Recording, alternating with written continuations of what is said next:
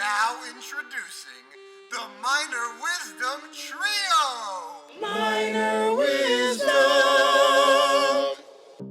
I'm exhausted. We opened our show last night as I record this. It's Saturday. And I'm just really, really tired. I turned up the volume there. I think it helps. But I've really enjoyed being in the show, but I'll get to that in a second. Right now, I want to talk about Eddy Cavazos. Eddy was kind enough to come on the episode.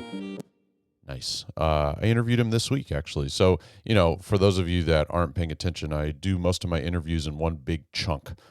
So, there's some interviews that are 8 weeks old, 10 weeks old when they are released, 10 weeks from when I recorded them.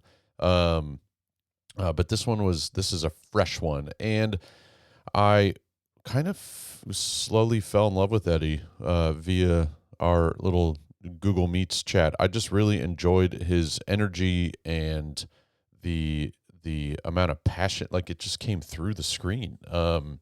He would be one of those people that you could learn from via Zoom during the COVID times. I bet he was just as, if not more effective, because you could literally, I know it sounds dumb, hyperbole a little bit, but you could feel the energy and passion that he had for what he was talking about through the screen. And it was just really, really fun. I'm not going to lie, there's sometimes when people will do their intro, their background, 15, 20 minutes, whatever it might be. There's no wrong answer, as I always tell them. And sometimes I get lost in a negative way. And like, I start to sort of start thinking about things that I need to personally do without staying engaged in what the person is saying. This was not one of those instances. I hung on every word, man. I wanted to hear everything he had to say, and just his energy was infectious, and it was just great. So hopefully that comes through in the just audio format, of course, because I was able to see him when he was speaking. And I don't do video because then I would have some teachers that would be like, well, I need to get done up, right? And it would limit even more so the times that I would be able to interview them. But sometimes some teachers come on here looking an absolute trifling mess, and but they don't care because it's just me, and I'm not going to name names, but then they wouldn't look a trifling mess if I did video. But I know that would open up a bigger audience, but that's not my thing. Anyway, so we opened The Drowsy Chaperone last night. It runs next week. If you're interested in coming to see it, it is very funny. It is mostly adults. This is mostly kids theater, class act theater in the Woodlands. They were founded on children's theater not children's theater, but children doing theater, and sort of have evolved into using adults in a lot of their shows. And so this particular show, The Drowsy Chaperone, is mostly adults, and they're like talented adults. We've got people that came from the Texas Tech College of Music. We have some graduates from SAM. We have people from just, it's theater people. It's not people that like doing theater and are something else on the side. These are like theater people, performers, so it's really fun, minus me, of course. I'm a theater person, but I'm not much of a performer, although people have been giving me my flowers figuratively, not literally yet. Anyway, but it's been fun. I'm just very, very tired. It's exhausting to do shows. I want to congratulate everybody, those of you that have finished school. I think there may be a handful of people. I don't think they're in Texas, though. I feel like Texas is all done. I feel like Texas enjoys their Memorial Day weekend and tries to get kids out and teachers out of school before Memorial Day, because yeehaw, let's fire up guns in the air and wave our flags and all that kind of stuff. Go Texas. But I think most people are done. We had our graduation at Cooper. AJ Hinch was there. Yep, beat that trash can. And it's we're done. I have to go back next week for like 2 hours, and then I'm a free man, and then I start back up focusing on the commerce program. But congrats to those people that are done, those people that are leaving and getting new jobs. I've seen a lot of that online. Hopefully your grass is greener. Hopefully you have found a place that you like more, or that suits your lifestyle more gooder. But those of you that that are staying where you are. Good for you. That's a hypocritical thing for me to say, right? But yeah, I'm excited to see what this summer holds. It's going to be unique. This is my last summer off because I don't start with Covenant until August 1. I've already started talking to people about things that they need in their space, and I'm ready to talk to you, right? It just doesn't officially go to me, which is not a problem until August 1st. And I know, as I say often, my monotone voice would not lead you to believe this, but I'm quite excited to be starting, and I'm ready to start now. I've made that very clear to Katie. There's nothing she can do about it, and there's nothing I can do about it. It's my schedule with the commerce thing, but I'm ready to start today because I'm like very excited about this job, this particular gig. So, and I'm looking forward to kind of growing. Get some Covenant tattoos, maybe change my middle name to Blake Covenant Minor, something. I don't know, man. But just to show that I'm ready to go. I'm fired up. That's enough. That's enough talking. Enjoy this Eddy Cavazos interview. He just won state, so that's really why I had him on. That's one thing I forgot to mention is normally I do the 12 directors that advance to state. I didn't do that this year. I just didn't have the time to do it. I could have had a time to do a handful, but I wanted to keep that 12 number if I was going to do it, and it just didn't work. So I decided to reach out to Eddy. Reached out to another winner. Haven't set that interview up yet, but Eddy got on, and you'll figure out why he's probably going to succeed for a lot longer than just this 1 year. So enjoy the interview. Have a great week. Leave a review. All that good stuff. Bobby, thanks for coming to my show. So, my name is Eddy Cavazos, and I am the head theater director and speech coach, as well as the UIL academic coordinator at Harlingen High School South. And I'm also the director of musical theater at the Harlingen Performing Arts Conservatory. I'm in my third year of teaching, and yeah, so a little bit about me, my kind of passion for performance developed very early on. I joined my elementary school choir in kindergarten and had the opportunity to sing my first solo at a Christmas pageant. It was Silent Night. And that is, I wouldn't say one of my first core memories, but definitely a very prominent core memory in the sense that as a child, I loved attention. So anytime I was able to get attention, that was great. And even at that age, I was able to take note of the progression of like walking up in front of a room full of adults, singing this song and like watching the room go quiet. And I was just obsessed with the idea of taking up space, having the attention on me, and causing a shift of sorts, right? Whether it's, oh, look at that cute, plump angel. I was dressed as an angel. I'm also an angel, but I was dressed as an angel. And so, yeah, I was able to look at that and enjoy the responsibility and the power that that came with. And so that was kind of my first like bite at performance. And so that continued to develop. In elementary school, I did like oral reading contests. It wasn't specifically UIL, but we had oral reading and interpretation contests in our elementary school and district levels. And then that continued on with choir and theater. Um, and in fifth grade, I had throwback to when I had a girlfriend in the fifth grade. A girlfriend, Michelle, if you're listening, hey girl.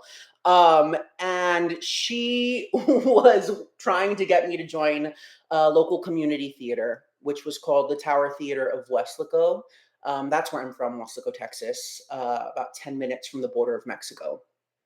And so I joined, and it was honestly the best decision I'd made at that point in my young life, just to be able to surround myself with like-minded individuals, specifically like-minded children. I don't think it was until that point that I'd been able to connect with people my age who were enthusiastic about the arts and theater and performing. And then I met two very significant women there. There was a mother-daughter duo who ran the Civic Theater of Westlake. It was Shirley Atkins and Risa Morris. And Shirley Atkins would play for all of the musicals. We had piano, percussion, and sometimes a trumpet. And so she would play all of the music, and she saw something in me and decided to pour her abundance of wisdom into my cup, and she gave me my first voice lessons, my piano lessons, and this was all just out of the kindness of her heart. I didn't have really the means to be able to afford that, but she set aside time to help me cultivate those skills at a deeper level of like learning how to read music and fundamentals in that way. And Risa Morris, her daughter, who took over more of the acting side of things. And she was super significant in my life. I have a very supportive mother and family, but she was kind of like another mother who was able to nurture me in that kind of atmosphere, right? So my mom, who has always just been blindly supportive, didn't really know at the time much about theater or the arts, but she supported me, right? So to have someone who like this was their specialty and could support me in very specific ways was super, super important to me in my adolescence, and was the foundation for my artistic compass, if you will, and my work ethic within the arts. These women did so much. They did costumes, they did music, they did programming, they picked the season, they did auditions. And it was just like all of these kids who would get dumped at this theater. It was in an abandoned water tower. Um, and so every summer, these kids would get dropped off for hours and hours and hours on end for this free program. It was so incredible. And so, yeah, I learned a lot about collaboration at a very early age from these people. I learned a lot about the importance of theater. I learned a lot about compassion, about patience, just very, very valuable skills that even now as a theater teacher, I have sort of my quote unquote regular theater classes, if you will. And not everybody wants to be a stage performer, and that's totally fine. But I try to explain to my students that you can still get so much out of theater that will shape you as a person, hopefully for the better. And so these were two women who were very, very important to me in my life. Through that, I continued at the Tower Theater of Westlake from fifth grade all the way up until I left for grad school. So in different capacities, of course. But in my seventh grade year, I met a gentleman by the name of John Farr, who was a guest director, and he was a full-time director at Harlingen South, which is ironically where I'm at now. We'll get to the significance of that a little later, but that was a very significant moment for me in my life in the seventh grade, because it was when I started to come to terms with my sexuality. This is even before I knew what gay was, right? And seeing, once I was able to connect those dots, I developed, because of where I lived, a very toxic relationship with the idea of being a queer person. And so there was a lot of internalized homophobia that came with that, and a lot of things that I don't feel any child should have to navigate or deal with, right? But then I saw and met and worked with John Farr, who was this larger than life, literally and spiritually person who was just so unabashedly themselves. And he identified as gay, and seeing him be the focal point of a room by just being himself again, reckon back to this like kindergarten version of myself, where it was like, oh, this is someone who has so many similar traits as me and is like, everyone's obsessed with him. Everybody thinks his ideas are brilliant. Everybody wants to know his opinion on what's being done, whether it's behind the scenes with the technical elements or on stage. So many people just felt the urge to please him because of the energy and the spirit that he led with.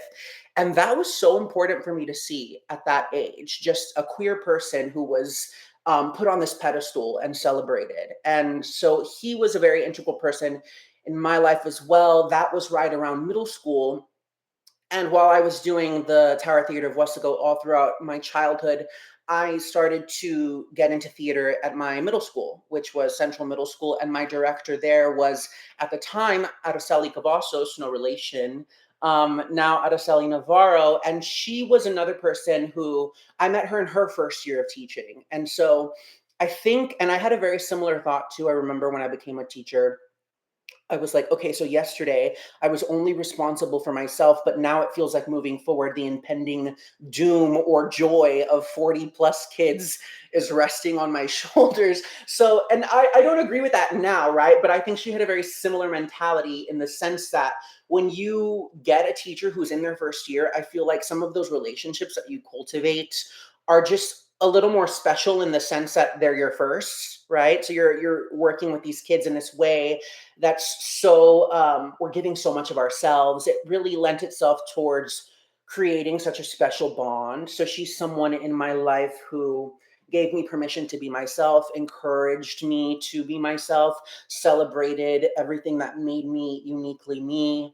And yeah, it was the first time I'd seen someone in that way in a public school setting celebrate the things that other people would laugh at me for. So that was super, super impactful.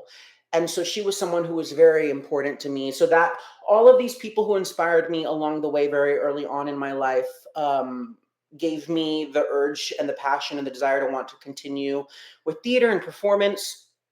And so once I got to high school, unfortunately, it wasn't the healthiest of environments. I didn't really uh, gel with the theater director. So I found other ways to express myself. I'd already been involved with choir, but I kind of dove into choir like wholeheartedly and then just kept performing at the Civic Theater during the summers and things of that nature. We would do Christmas shows as well. And so I was super involved with choir, and I joined my junior year, or my senior year, excuse me. I was named to the Texas All-State Mixed Choir. So that was a really cool experience. And that was another experience where I was surrounded by these like-minded individuals who were so passionate about their craft, albeit music, but still within the arts, of course. And making the All-State Choir opened up a ton of doors for me just as I was getting ready to go to college. So with my involvement in choir, I decided that I wanted to continue to perform, but I really loved singing, right? So I wanted to specifically pursue a music degree. And because of making the All-State Choir, I was able to go to Texas A&M University in Kingsville with pretty much a full ride, which was like so awesome. I had some great teachers there, Ken Williams, Melinda Brew, these really amazing people who helped me cultivate and hone in on my music skills. And it's a very rigorous music program. So there, I took 8 semesters of music theory. I took 6 semesters of piano, 8 semesters of applied voice. I performed in musicals on campus. I performed in operas. I was fortunate enough to sing Tamino and the Magic Flute as an undergrad, which was so incredible. And I continued to cultivate my musical skills, but I'd been missing performing in theater, right? And always kind of came back to theater for me. So, kind of a full circle moment, I was able, through my connection with Theresa Morris at the Tower Theater of Wesco, her stepdaughter, Ginger Morris, looked over Summerstock Austin, which was like a professional program or it intermixed high school and college age students with professionals and kind of allowed us to see what the professional theatrical world encompassed, and it made it accessible in a way that was really exciting at the time. So I did that for a summer. That was super, super inspiring. I met a lot of cool people. I got glimpses into, again, what the professional world looked like. And I was like, well, this is something that I'm like wanting to do for sure. So started to pull back more and more on opera and leaned back into theater, specifically musical theater. And what nobody tells you when you get a music degree, specifically in performance, is that the expectation is that you'll go right into grad school, just to continue developing those skills. And so I kind of followed with that trend. I knew that I wanted to pursue theater, but I didn't feel like my toolbox was as all encompassing as it needed to be, just because I've been focusing specifically on classical voice. So when I was researching these programs, I stumbled across the MFA in musical theater program at the Boston Conservatory. So I kind of put all of my eggs in one basket, and I went to Boston for my audition. It was an amazing experience being in a city like that. I'd never ever really lived in a big city, so that was cool. I remember getting there, and the first thing I saw was two guys holding hands, and I had a moment where I was shocked, and I was like, oh wait, like I guess that's fine here. So just like that's how disconnected I was from the rest of the world, spending most of my life in South Texas. So I decided to go there. I was one of 14 who was accepted into that program, and it was a 2-year 5-semester program. So I moved to Boston in the summer of 2013 and just immersed myself in the culture. I learned so much from an industry perspective. I learned so much, even with a music degree, about my voice and manipulating my voice in a way that lends itself to singing in a variety of genres. I learned so much about acting and dance. That was something that for me was always a big disconnect in theater. I had always dealt with body image issues and weight fluctuations. So I was never able to feel comfortable in my skin, right? And it wasn't until I got to grad school where I had a dance teacher by the name of Rachel Bertone, who is very, very special to me. And she looked at me in class and she said, no, you're a dancer. I used to get frustrated when I couldn't pick up a technical aspect of dance, right? Or couldn't remember a combo, or I just felt like some of the moves that people were doing looked different on my body. And to me, that meant less than. And so she was really able to help me as an adult change my learned behaviors of like, no, you can identify as a dancer at any size. You can identify as a dancer regardless of your abilities. That she looked at things more of the perspective of, um, internalizing the music and using the music the same way an actor would use lines to communicate a story. So, kind of looking at things from that perspective, I also gained a deeper appreciation for dance. It was at the conservatory. My first year, I was able to perform in a student choreographed showcase, which was really cool for me. My second year, I was a student choreographer. So that growth was like apparent there. I've also been the kind of person who I'm very extreme. So regardless of what I'm doing, I'm going to do it 150%. So I was just all in, right? All in the culture. I did my senior showcase or my graduate showcase in New York. I picked up some representation, and then I moved to New York in 2015, and I started kind of that pathway as a artist performer. And there was a lot of 5 a.m. non-ec open calls, waiting in the snow all day to just get turned away. At the end of the day, I did a number of side hustles and side gigs to support myself. My first job in the city, I worked at Schmackery's, which is a cookie store. And so that was great because I was not making money, but I was able to take home cookies to eat. Definitely gained 20 pounds, but survived. And so that was cool. I'd always try to find jobs that would check multiple boxes as well as making money, just working smarter, not harder in some ways, right? I worked as a Manny for a company called Broadway Babysitters, which specialized in quality care for Broadway stars. So I was like, great, this can be a great way to network. I started to really want to work on myself physically. So at first I started working at a front desk at a spin studio, and through that would get free spin classes and developed a healthy obsession with indoor cycling. And so I continued on that trajectory as I was auditioning in New York to work regionally. And I did work regionally. I went all around the country doing regional shows and things of that nature. I spent a summer in Aspen, working at Theater Aspen. I worked at the Art Center of Coastal Carolina. I did some theater in Pennsylvania. I did theater all over, really. I went back to Boston for a production of The Little Mermaid right out of grad school. So I was in New York auditioning to get out of New York to then do those shows, build my resume, meet people, and continue along my journey. So I was doing that for a while. It became very taxing, I will say. I took lots of classes and tried to keep things fresh, but New York City can make you jaded in some ways. And so in about 2018, I decided that I was gonna not take a step back, but take an intermission of sorts, if you will, and kind of look into exploring other passions that I developed from working at the front desk of the spin studio. Again, a very extreme person. I went on a weight loss journey, but I'm not the kind of person who's going to just go on a weight loss journey. I went on a weight loss journey and became a fitness instructor. extreme. So I became an indoor cycling instructor and a Pilates instructor. And so I was doing that to supplement income while I got back into auditioning, which was great. Then Rachel Bertone, one of my dance teachers from the conservatory in 2018, reached out, and she had thought of me for a project that she was heading at the Lyric Theater of Boston. She was doing Kiss of the Spider Woman, and so I went in for that and read for the role of Molina, and ended up getting that, which got me my equity card. So that was a pretty monumental moment as well. Also, a show that in a number of ways in my life has continued to come up and has been the show that keeps on giving. That's where I was able to unpack and begin my exploration with gender identity and things of that nature, and political theater, and how that is just as powerful and meaningful as the good old classics that we know and love, right? The importance of representation. It's interesting to like think back to when I was living in South Texas. When you look around and everybody looks just like you're really turned off and disconnected from the lack of representation that's happening outside of your community.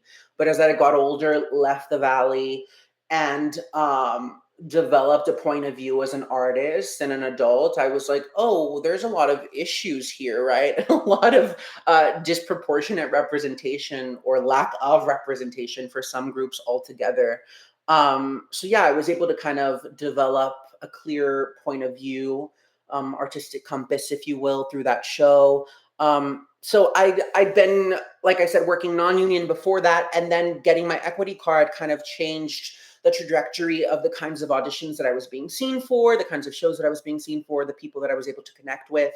And so I was still hitting the audition grind, getting into the room for some really cool works, newer works. I developed a new musical called Manuel versus the Statue of Liberty, which ironically enough, the playwright who I ended up working with, we'd never met before. After several years later, I did an ancestry DNA, and it turns out that we're like third cousins, which it's like, what are the odds? But yeah, so that was a significant time in my life as well. And then cut to after grad school, I started to do, this is where I started to dabble in education in the sense that I would do like private voice lessons. There's a local theater company called All Star Theater run by Joel Garza, who has revolutionized theater for young audiences in South Texas. He's creating such a rich legacy with that program.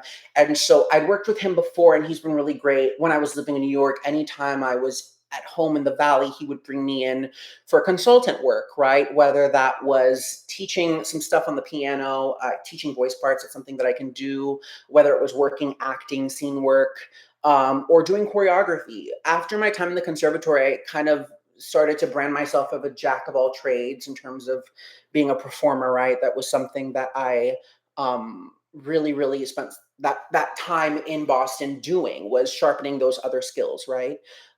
So being able to work in that capacity was really cool. And then through that, in 2019, my middle school theater director, Araceli Navarro, reached out because she was back in the school district that brought her up, which was Harlingen, working with her high school director, Leanne Ince, who I would soon find out, when I was working as a middle schooler with John Farr at the Tower Theater of Westaco, and he was at Harlingen South, he was working alongside Leanne Ince, teaching my middle school director. So it's like a very full circle, right? Leanne had since moved on to be the fine arts coordinator for the district. She worked alongside Sally, and they were starting this program called the Harlingen Performing Arts Conservatory. It was in its first year. And what they were focused on at the time was bringing in an assortment of guest artists, if you will. So people within the industry who had either worked professionally or had gone to programs that they could then come to impart wisdom on these students. And it was like an audition-based program. And so they brought me in to act as a guest director and choreographer for their production of In the Heights in 2019. And so I came and I did that. They flew me down for a week to set the show and work a lot of big group numbers. And then I went back to New York, and then they flew me down the week of tech to space the show on stage and tech the show. And I got to see the opening performance, which was really cool. And in that process, that's when I first met Leanne Ince.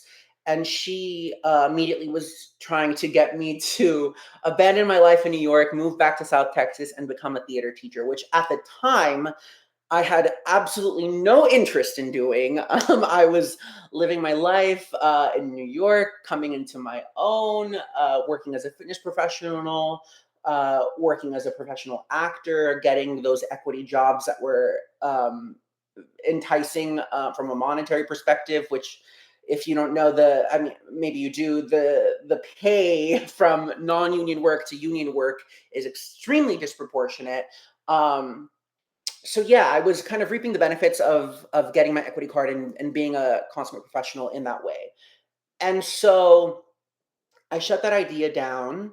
Fast forward to 2020 when everything changed and the world went on pause. I was in New York when the pandemic started, and I saw I saw the industry shut down. I saw the fitness industry shut down. So I was kind of just stuck in my apartment for some time on unemployment. I started teaching fitness classes from my apartment and supplementing some income in that way. But I was in New York from March of 2020 all the way up until August. And it wasn't until like end of July, Leanne reached out again and was like, hey, so I know the world is kind of at a standstill right now. What's going on with you? We have an official opening.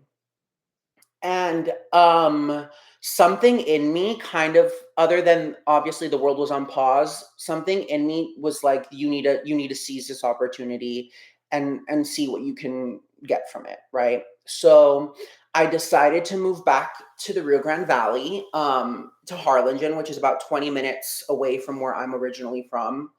And this is where I've been. I've been here. I'm finishing my third year of teaching, which is insane. And I came on within my first year as the theater director, a speech coach, academic coordinator kind of came with the position. So that worked its way in that way. And then they really got me in the door with my involvement through the conservatory. I was given the title of director of musical theater of the Performing Arts Conservatory, which meant that I was overseeing the musicals and collaborating in the plays as well.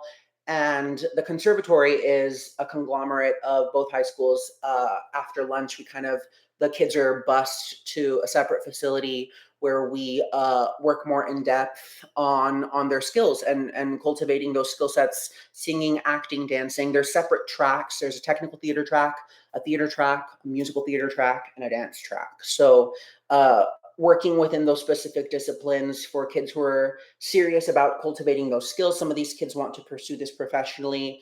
So it's just providing them with that space to make those discoveries and explore their craft. So yeah, that's where I've Yeah. been for 3 years. Wow. That is a heck of a story. So I got to check this one off first. I've had Ginger Morris on. I love Ginger. Um, yeah, she's good people, but enough about her. So, but yeah, she's really great. I enjoy seeing her and talking to her, and she's always just a great energy. But Sure. um, so I guess my first obvious question, coming from the New York, sort of Boston, New England area, I guess, quote unquote, uh, leaving the valley, going to that area, coming back to the valley, and you even alluded to it as far as like you grew up not knowing there were other things out in this world because you had kind of, for lack of better words, been in the valley bubble, I guess, if you will. So, what is it that you have already seen from your influence that you've kind of brought from your uh, knowledge expansion? And then what is it that you kind of want to keep working on to sort of alert these kids to say, I know right now it looks like you're amongst, a world of just you, but really there's a world of just, as a great philosopher said, pure imagination. Sure. So what is it that kind of that short goal and then the kind of the long-term goal? It's been interesting. My biggest fear coming back to South Texas was feeling that I would have to dull my shine, if you will, right? And the time that I'd spent away from South Texas, I feel was when I came into my own on all fronts, gender identity, sexuality, gaining an appreciation for my physical self, changing my mentality. Because regardless of how you identify in the Latinx culture, there is this embedded toxic masculinity, machismo mentality that is just at our core, right? So undoing all of that. And then my biggest fear was coming back and feeling like an outsider and feeling like I'd have to revert back to those ideologies or again dull my shine.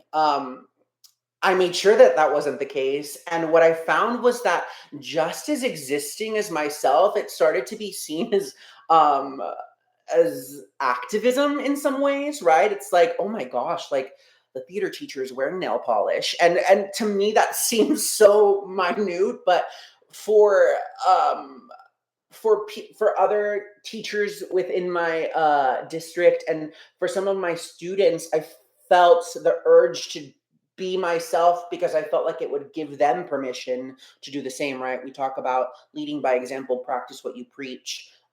So that's always been something that I've been really, really focused on doing. And so I took it as an opportunity to take what I'd learned, and bringing that back to South Texas, I felt like could was what was going to be that set me apart, right? In terms of elevating the program that I was joining, bringing something to it that was different. Because it's the thing, Harlingen has a rich, rich history of success in UIL in speech and debate. We're a big speech and debate school. So I instead of changing things, I was just more focused on what I could bring that I developed a deeper understanding of to enhance.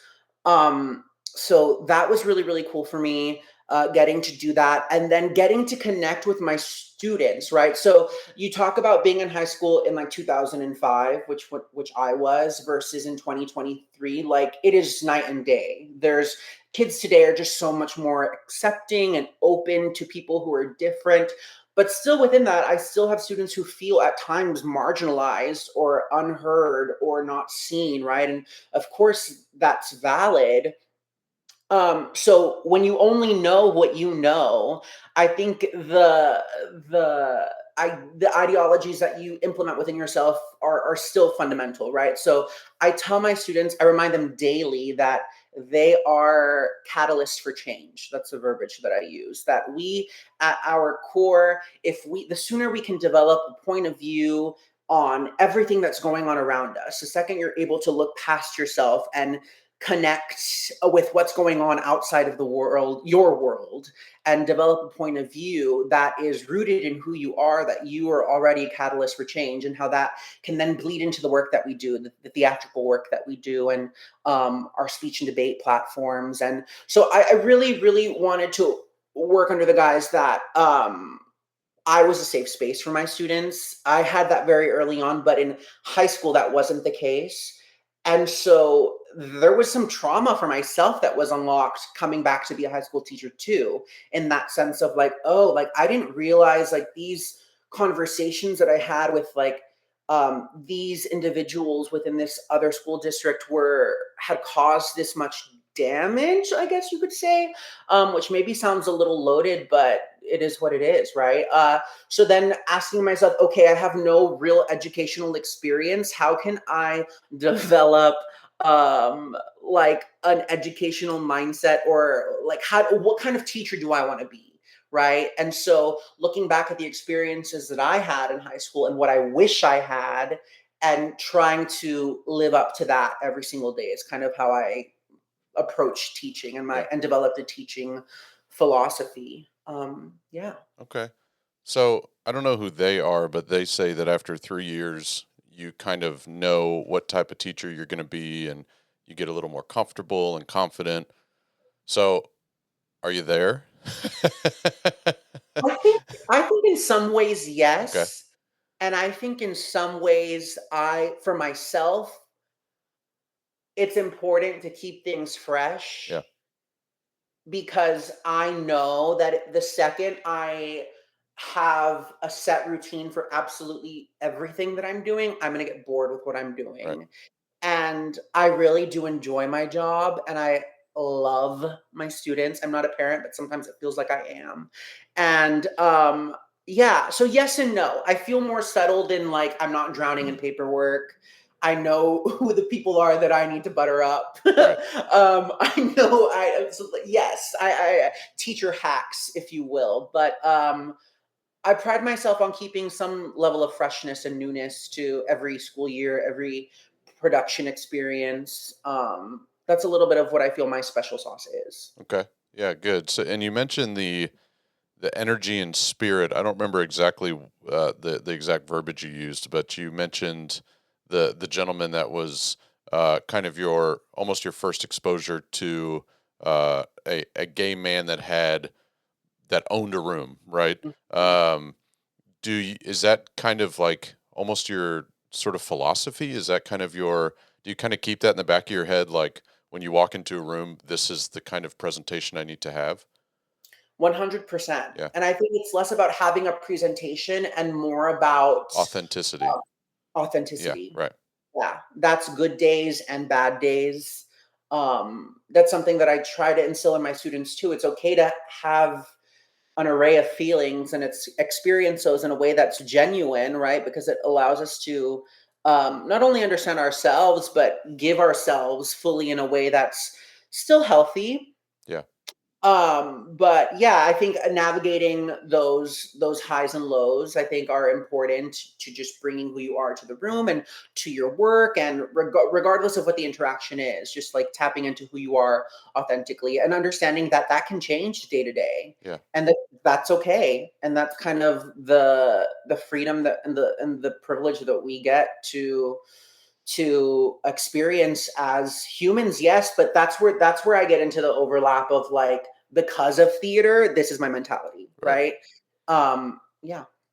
That's good. So you've obviously experienced some success this year, which we have to touch on. It I don't want it to be your identity necessarily, but it is something you should definitely be proud of, obviously. Um, You. did you mentioned that in high school, and I don't want you to elaborate, but you mentioned in high school that you didn't really gel with the theater teacher. So I'm assuming your one act play experience in high school was less than the normal Texas theater, performing arts kid, right? And I've said ad nauseum on this podcast that I too had a very unique experience with one act play. I just never competed. So um, sort of understand the side that you come from, but you have now experienced massive success in one act play. How do you think you did that? Like, because you even mentioned the knowing who to, I don't want to get political about one act play, but it might, but I don't want you to get dragged into that mud. But you mentioned the buttering up, as a teacher in the school, knowing that your custodial staff and your maintenance and your bookkeeper are like the three main groups of people that you really need to have on your side. Who cares about the 100. math Yeah. teacher, but maybe the coach, maybe the head coach, maybe throw them in there. Um, but there are elements of like knowing how to play the game, if you will, with one act play. Uh, how did you kind of get your head around the? I don't want to use the F word, but I'll say it: the formula that is one act play so quickly and so dramatically successful. Yeah. So I mean, I could tackle this from a number of ways. I feel like first and foremost, again, going back to that idea of, okay, I'm new to education, right? So instead of falling into the trap of imposter syndrome, let's just accept the fact that I'm new to Yeah, education, but was chosen for this position and being trusted with this position. So what can I bring that is uniquely me to this position, to this program, to this community, to this demographic, that's going to give it kind of my stamp that feels specific to who I am, right? So I definitely kept that in the back of my mind, or even the forefront of my mind, I yeah, guess you can say. But what's been the biggest blessing is that and it sounds like I'm trying to say this just for the sake of like saying it, but I genuinely mean it. It is astounding how supportive the administration, upper administration, and the high school administration is with my school Right. district. Like they treat the fine arts as if it were sports, which it's so exciting. Right. I from an outsider's perspective, I feel like it's very easy to think that like high school football runs Texas, but um, the the administration in Harlingen understands the importance of fine arts, and they show that with the support that they provide financially and the facilities that we're given and the opportunities that they provide not only the kids with but through the kids with the adults, right? So when I came to Harlingen, another big selling point for me was the budgets that we were given for these productions at the conservatory level. I wasn't going to come in feeling like, and I know there are teachers out there who do literally every single aspect of the one act play, and not only the one act play, beyond that the entire program, Yeah. right? Like fulfilling those responsibilities like marketing and costumes and props and light it, literally everything that needs to get done when you're working on a show. I have had the luxury and the support of having people who fill those roles, Yeah. right? So getting able to show up and do specifically like my job, which has been directing and choreographing, some music direction here and there, has been like such a luxury and such a privilege. And I'm so grateful that that has been the case. And I think with that, I've been able to kind of finite my point of view and directorial philosophies. I've worked with some really incredible people. Like I said, Harlingen has a rich history of success. Yeah. And so getting to work alongside those individuals within the fine arts community, I've learned a lot from those people. Leanne Ince, again, my fine arts coordinator, knowing that I was newer to education, offered lots of advice from her time in the classroom. We have a resident artist who works within the district. His name is Damond Wilson. He's been Yeah. a huge inspiration as to my directorial point of view. He's taught me a lot about direction, a lot about life, a lot about people, a lot about making the most of every opportunity and finding the joy that comes with enjoying the process. Yeah. He puts the joy in that for sure. And so yeah, I've just been really blessed to meet people that have offered lots of great advice, lots of time for me to vent as I kind of unpacked and figured out what it was like to be not only a director but a classroom teacher. Right. One of my best friends, Johnny Joe Trias, who's currently at PSJA Southwest, he's had a lot of success in his 10 years of education as well. And so picking his brain, right? Because whether you want to say that it's a formula or not, there are in some ways one act play, some things you need to hit in order to tell a cohesive story within 40 minutes.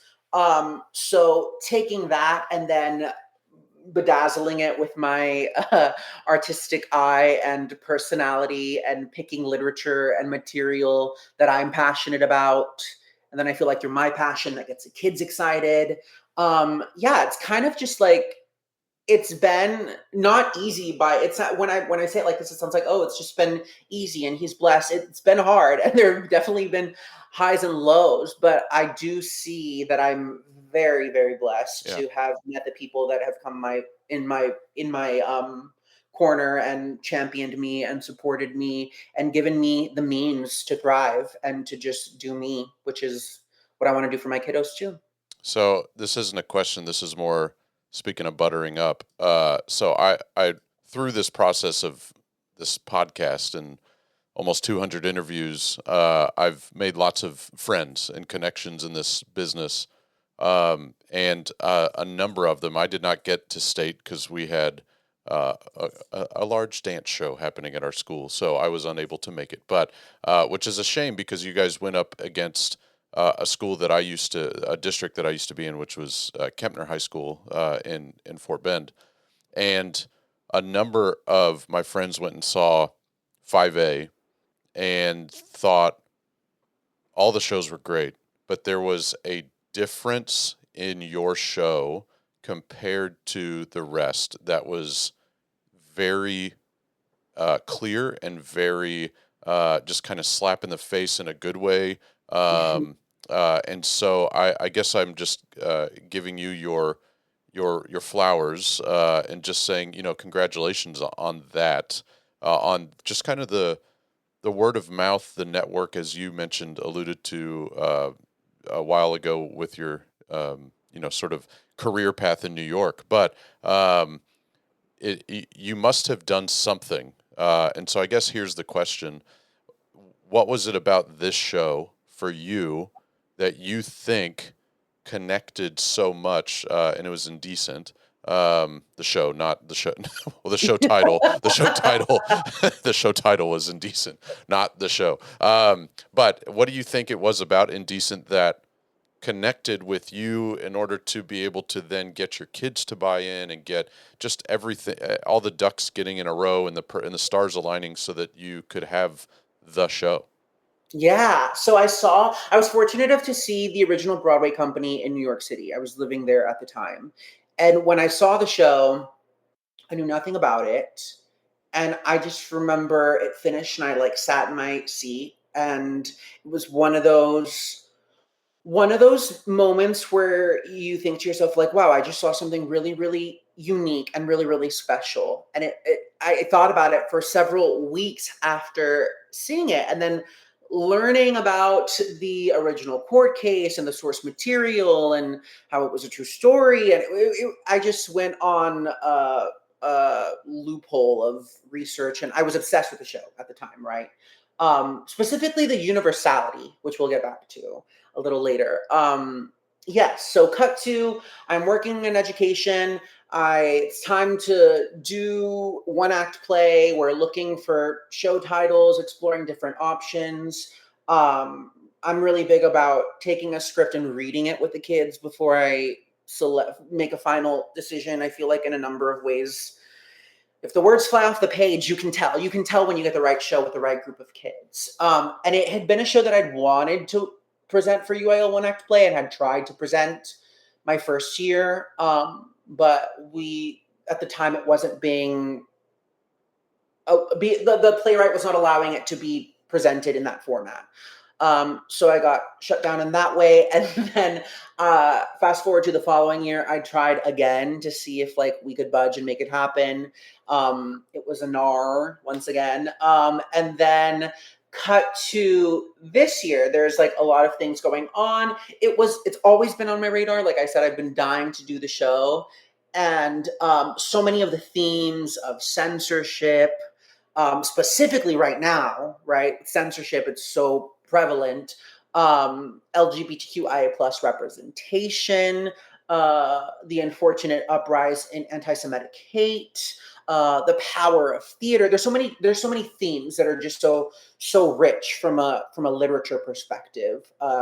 That's something that I was like really wanting to sink my teeth into as a director and really push myself. A lot of what the way that I like to direct is I've done a lot of training in like viewpoints, and Stanislavski and some Meisner work. So I like to think of everything from a very cohesive storytelling element, from the way that we move, the direction that we move. I think of blocking almost as like choreography, right? I felt like the literature so uniquely mirrored that, right? Even just reading the play, I was able to envision and dream up ways that I wanted to bring this to life. So that always been a passion project and kind of a labor of love. And then it wasn't until this year when I read an article posted by Playbill.com that talked about a performing arts high school in Florida that was presenting Indecent, that ended up getting shut down right as it was about to open because of don't say gay laws in Florida.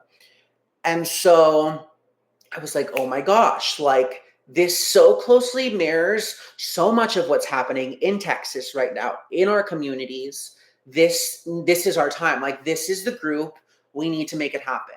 So we got together, we read the script for fun and flew right off the page. obsessed. The kids were immediately obsessed with the play. I played the original Broadway cast recording for them, obsessed. It was just like we were all getting so excited and so excited. And then we're like, well, wait, we have to still get Yeah. permission to do this. So I'd reach out to the publishing company. This year it was a little bit different. They told me to reach back out if UIL approved a cutting. So I went through that process. That got approved.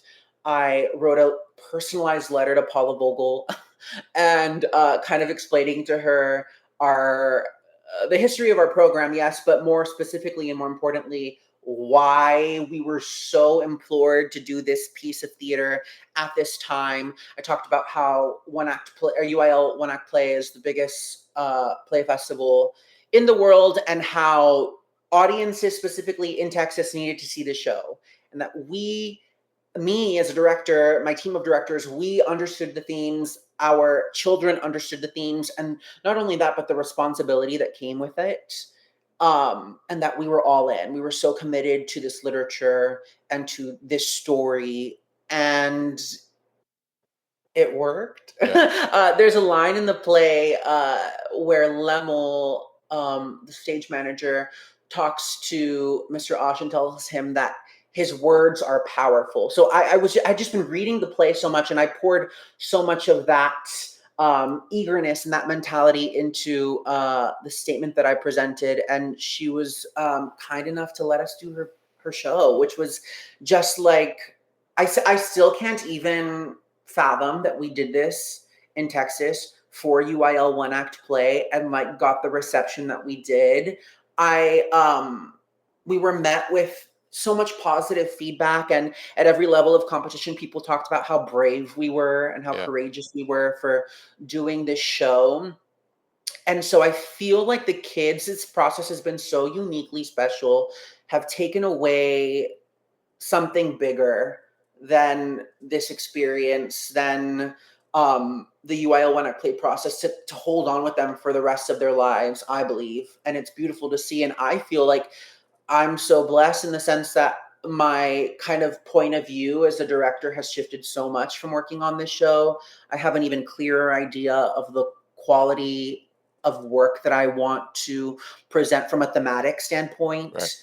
Um, Being more and more passionate about political theater, not for the sake of shock, but to be, again, practicing what you preach, to be a catalyst for change, right? To start those conversations, whether it's with one person, a community of people, a demographic of people. Yeah, it's been so transformative and Yeah. healing in so many ways. That's cool. Yeah, I could probably I mean I've got a million questions that I want to ask you about just kind of unpacking what you just talked about, and then also just the process itself. But I think it's just it's one of these TXETA or thespian conversations where we sit down and just have a chat, because I'm very curious about there's a lot of buzz, I guess, if you will, on, when Paula took over, and not slandering Luis in any way, but there's only one person in that job, and one person can only do so much. But the amount of attention that the Valley was not getting through TXETA, through thespians, through the UIL process, and things like that, and just the amount of energy and positivity and storytelling and talent that comes from these kind of underserved areas of the state. And the state is, it's not Rhode Island. You can't get to from one side to the other in a couple of hours. It's, logistically it's difficult to get people in these areas to kind of assist with things. But it sounds like, based on the now 55 minutes you and I have been chatting, you kind of have a good grasp, being from the area and kind of knowing what's needed as to how to sort of turn this into a little bit of a volcano, if you will, and figure out how to get that recognition, bring the spotlight to it. I just used a lot of metaphors, but but it sounds like you just have a really good energy and direction to get what is needed in these kind of underserved areas, at least. And I don't want to say underserved from all directions, but underserved at least from a performing arts standpoint, as far as the entire state of Texas is concerned. Because we hear all about Houston and Dallas and Austin and a little bit of San Antonio, but you don't hear a lot about Harlingen and El Paso even, and these places that are just geographically difficult to get to. But it sounds like you're bringing your energy up, and we need to now match that and kind of, I don't want to say bring our energy down, bring it geographically down to you guys. So good. Yes, there's so much amazing theater Yeah. happening, not just in Harlingen, but across the Rio Grande Valley. And it's been the biggest joy of my life thus far to be a part of this, like, as you said, this like conversation starter of like, oh wait, there's some really cool things going on there. Yeah. And it's, a lot of the inspiration that I get is from a lot of these other directors who are doing the same work that I'm doing in terms of trying to put the RGV on the map. And I feel like have been so successful in doing so. I mean, this year alone at our bi-district contest, there were 3 state schools already competing. So like the theater is popping off in the Rio Grande Valley. And I implore more people to come check it out. Even outside of the UIL One Act Play circuit, it's like we've started. I did do my research. I know that you started kind of like a performing art, like Award show. Award ceremony. Yeah, Yes, an award show. yeah. So it's something very similar to that called the Palm Awards, which celebrates theater and musical theater in the Rio Grande Valley. And it's it's overwhelming the talent here in the Rio Grande Valley. And I think the biggest the most unique thing is like, because these kids were talented before all of us, and they're going to continue to be talented after. I think what's been so special for me is to tell my kids like, hey, like, wake up. What you need to understand is like, the world is just waiting for you to get up and like open your mouth and sing a song or tell a story or engage with us, and give them a reason to know who you are, to ask where you're from. Because and I try to prepare my students with that mindset of like, because once you leave here, that's all it's going to be. Like, there's been so many times in my life where I felt not necessarily that I have to prove myself, but just like claim my space. Being from a marginalized group of people, right? So the sooner that they can understand that, wrap their mind around that, and then go full force, it's like, okay, let's see what we can do.